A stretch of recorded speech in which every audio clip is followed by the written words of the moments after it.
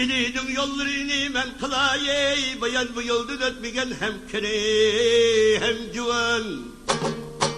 Ecel toşkallını takdir onluğan, yerin yok kılar bir güman tuğru.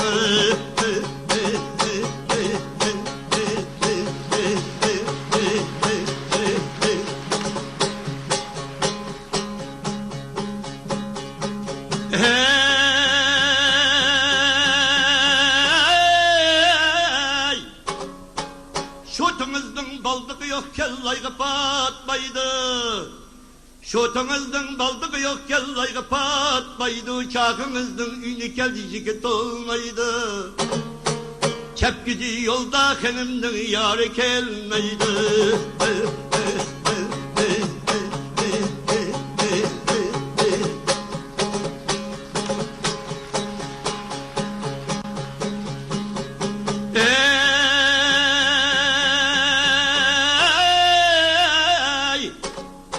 Çıray digen kenim bilen yigit gibi mengsep.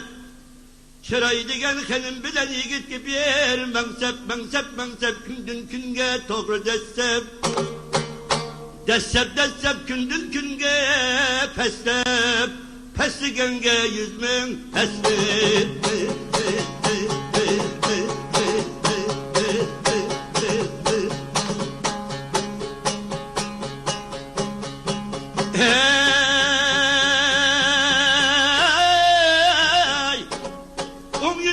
Kalırsam bir kalgaç çıp git vardı. O kalgaçның korku yemde yükrende. Kuzugumның açlığı da çivinin paçkı demde yükrende.